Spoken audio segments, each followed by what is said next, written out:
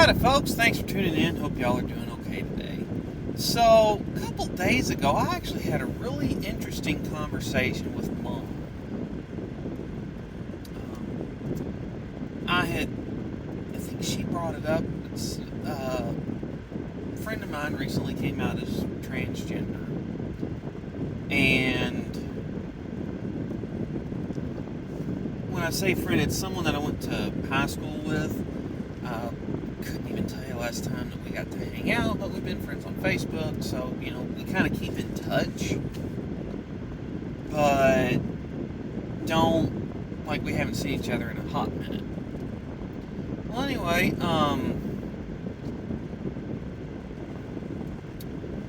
she got talking to me about it, and I said, so, there's two issues that you need to talk about when it comes to that. She, okay, what? I said, well, there's the mental health.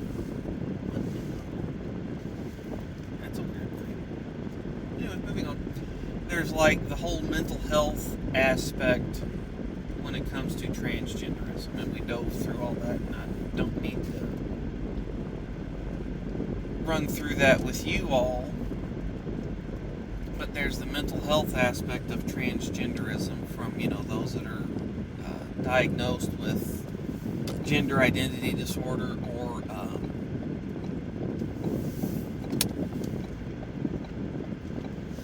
gender dysmorphia. That's not the right one. Anyway, sorry, I've had a long day. And then there's the, societal implications from that. She said, okay, well, what do you mean?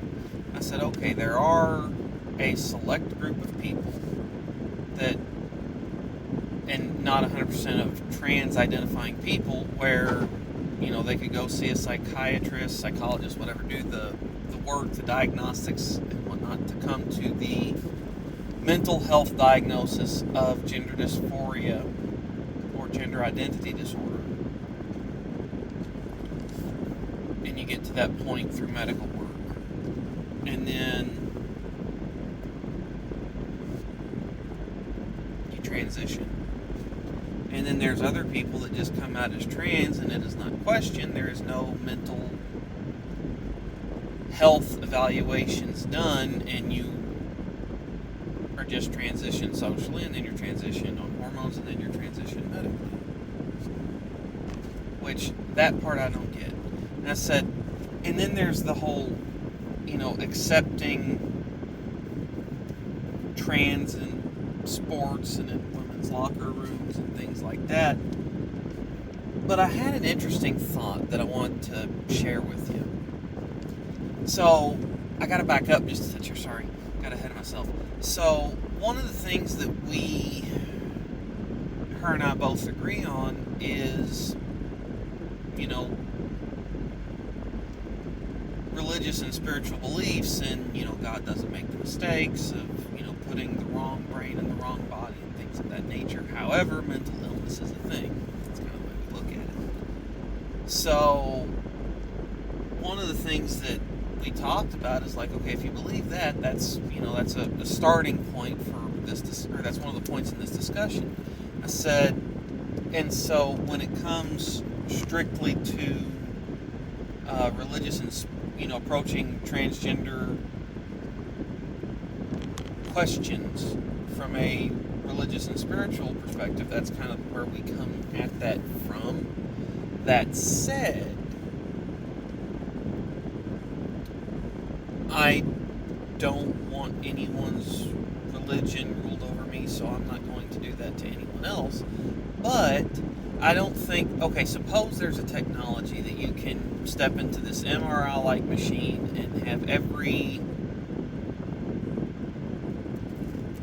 X chromosome turned into an XY or vice versa, and you step out, and in 2 months you are exactly the person you would have been, with the exception of, if you'd been born the opposite sex, you're exactly the person you would have been born the opposite sex. There's no, none of the biological differences between men and women in you as a transgender person. So you can go into women's sports and say you were, an average or even above average athlete in men's athletics. You pop out of this machine, wait 2 months, and then you're at a very similar level athletically as a female. I don't think we would have near the difficulty figuring everything out societally that we're having right now. And I don't think that there would be the attempts at sound bites to score points one way or another. It's a complicated issue that requires genuine, serious discussion, and yelling at each other back and forth won't solve anything. But I think that if that were the case, medically speaking, if you were a trans person and you slide into this machine and you come out, all your chromosomes are changed, and 2 months later you're the opposite sex, I don't think there's a issue there. Because all the way down, you're a member of the opposite sex. Just let me know what you think in the comments section. That's just a discussion we had. Now to back up again, that said, I would still have the perspective of God doesn't make mistakes, and I think that there would be serious discussions to have about that, but also theoretically you could have that operation 100% reversed and go back to the way you would have been or the way that you were 100% through that level of gene therapy. So, love to know what you all think. Leave in the comment section below. Thanks for tuning in.